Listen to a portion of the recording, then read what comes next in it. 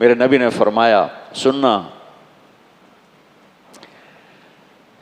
یغلبن الکریم و یغلبہن اللئیم، آپ نے فرمایا جو کمینے لوگ ہوتے ہیں، کمینے کا لفظ میرے نبی کے استعمال کر رہے ہیں کہ جو کمینے لوگ ہوتے ہیں بیویوں کو دبا کے رکھتے ہیں، اور جو شریف لوگ ہوتے ہیں بیویوں سے دب کے چلتے ہیں۔ السلام علیکم ورحمۃ اللہ وبرکاتہ۔ محترم سامعین کرام، مولانا طارق جمیل صاحب جو حدیث بیان کر رہے ہیں، دراصل اگر اس طرح کی جھوٹی ضعیف من گھڑت روایتوں کا سہارا نہ بھی لے تو اسلام نے عورتوں کو آلریڈی کافی جو ہے مقام دیا ہے، ان کی عزت ادب و احترام کرنے کی بات کہی ہے، بیویوں کے ساتھ میں بھی اور دیگر عورتوں کے ساتھ میں بھی۔ لیکن کیونکہ کچھ لوگوں کا مزاج ہی یہ ہوتا ہے کہ ان کو اس وقت تک تقریر کرنے میں، بیان کرنے میں مزہ نہیں آتا جب تک جھوٹی ضعیف روایتیں نہ بیان کریں۔ تو اسی سلسلے میں مولانا طارق جمیل صاحب جو حدیث بیان کر رہے ہیں، اصل میں جن الفاظوں کے ساتھ میں یہ حدیث بیان کر رہے ہیں ان الفاظ کے ساتھ میں کسی بھی کتاب کے اندر جھوٹی، موضوع، من گھڑت، ضعیف روایت بھی نہیں ہے، لیکن ہاں اس مفہوم کی روایتیں جو ہے کتب حدیث کے اندر ملتی ہیں۔ اب یہ جو حدیث انہوں نے بیان کی ہے وہ ان کے الفاظ بھی کچھ اس طرح سے ہیں کہ یغلبن الکرام ویغلبہن اللئام، یعنی اس کا مفہوم یہی ہے کہ جو عزت دار آدمی ہوتا ہے وہ اپنی بیوی کو جو ہے کی عزت کرتا ہے، اور جو کمینہ انسان ہوتا ہے وہ اپنی بیوی کو دبا کر کے رکھتا ہے، یعنی اس پر ظلم کرتا ہے، اس کے حقوق ادا نہیں کرتا۔ لیکن صحیح بات یہ ہے کہ یہ حدیث اللہ کے نبی صلی اللہ علیہ وسلم سے ثابت نہیں ہے۔ جب ہم نے ان الفاظوں کے ساتھ میں یہ حدیث دیکھنے کی کوشش کی جن الفاظوں کو مولانا طارق جمیل صاحب بیان کر رہے ہیں، تو ان الفاظ کے ساتھ میں کسی بھی دنیا کی کتاب کے اندر یہ حدیث نہیں ہے۔ ہاں اس مفہوم کی روایت ہمیں امام ابن عساکر رحمہ اللہ کی کتاب کتاب الاربعین فی مناقب امہات المؤمنین،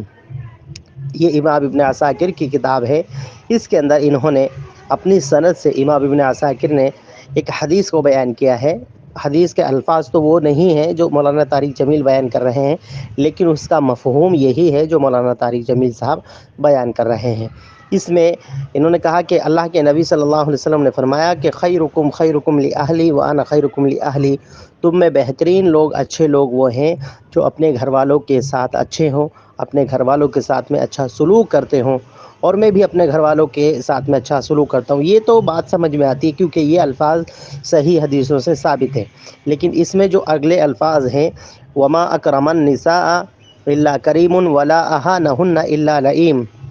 یہ جو الفاظ ہیں کہ عزت دار آدمی اپنی بیوی کو جو ہے عزت دیتا ہے اور کمینہ آدمی اپنی بیوی کو دبا کر کے رکھتا ہے، نیچا کر کے رکھتا ہے۔ یہ جو حدیث ہے اس حدیث کو نقل کرنے کے بعد میں اب دیکھیے امام ابن عساکر رحمہ اللہ خود کہہ رہے ہیں ھذا حدیث غریب، یہ حدیث جو ہے غریب ہے، یعنی ضعیف ہے، اللہ کے نبی صلی اللہ علیہ وسلم سے ثابت نہیں ہے۔ اب اس میں اللہ کے نبی صلی اللہ علیہ وسلم سے ثابت کیوں نہیں ہے تو اس کی وجہ یہ ہے، بنیادی وجہ آپ سمجھ لیں اتنا کافی ہے۔ اس میں بنیادی وجہ یہ ہے کہ جیسے کہ ہم نے اس میں انڈر لائن بھی کیا، آپ دیکھ سکتے ہیں اس میں ایک راوی ہے ابراہیم بن محمد الاسلمی۔ ابراہیم بن محمد الاسلمی جو ہے اس کے بارے میں ائمہ محدثین نے بہت کچھ کہا ہے، بلکہ کذاب تک کہ کہا ہے کہ یہ جھوٹا آدمی تھا، یہ حدیث اپنی طرف سے گڑھتا تھا اور نبی صلی اللہ علیہ وسلم کی طرف منسوب کرتا تھا۔ اس جھوٹے مکار آدمی نے اس حدیث کو گڑھا ہے۔ فی الحال آپ جو ہے ساری کتابیں نہ دیکھ کر کے میں مختصراً آپ کو حوالہ دیتا ہوں۔ امام ذہبی رحمہ اللہ کی مشہور کتاب سیر اعلام نبلاء میں اس کا ترجمہ جب لکھا ہے امام ذہبی نے تو اس کے حوالے سے لکھا ہے کہ امام بخاری نے کہا وقال البخاری قدری جہمی ترکہ ابن المبارک والناس، کہ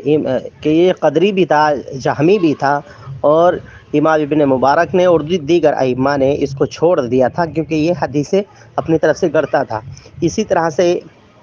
امام ذہبی رحمہ اللہ نے یہاں تک کہ لکھا ہے اس کے بارے میں کہ وقال النسائی وغیرہ متروک الحدیث، امام نسائی اور دیگر ائمہ نے اس کو متروک الحدیث کہا ہے۔ وقال یکذب فی الحدیث، یہاں تک کہ کہا ہے کہ یہ حدیثیں جو ہے گڑھتا تھا، جھوٹی حدیثیں یہ اپنی طرف سے گڑھتا تھا۔ فی الحال اتنا ہی کافی ہے کہ یہ بات سمجھ لینی چاہیے کہ مولانا طارق جمیل صاحب نے جو حدیث نبی صلی اللہ علیہ وسلم کی طرف منسوب کر کے بیان کی ہے، یہ اللہ کے نبی صلی اللہ علیہ وسلم کے الفاظ نہیں ہیں، نبی صلی اللہ علیہ وسلم سے یہ حدیث ثابت نہیں ہے۔ ہاں رہا سوال بیویوں کا، تو بیویوں کے ساتھ میں حسن سلوک کرنا چاہیے، اس کے دلائل بے شمار قرآن اور صحیح حدیث کے اندر وارد ہوئے ہیں۔ اب ان صحیح دلائل کو نہ بیان کر کے جھوٹی من گھڑت روایتوں کا سہارا لینا، یہ میں سمجھتا ہوں امت کو دھوکہ دینے کے مترادف ہے، اور میں سمجھتا ہوں شاید صحیح اور ضعیف کی جو تمیز ہے شاید وہ مولانا طارق جمیل صاحب کو اس سے واقف بھی نہیں ہے، اسی وجہ سے یہ اپنے بیانوں میں اکثر ضعیف اور جھوٹی روایتیں بیان کرتے ہیں۔ اللہ رب العالمین کہنے سننے سے زیادہ عمل کرنے کی توفیق عطا فرمائے،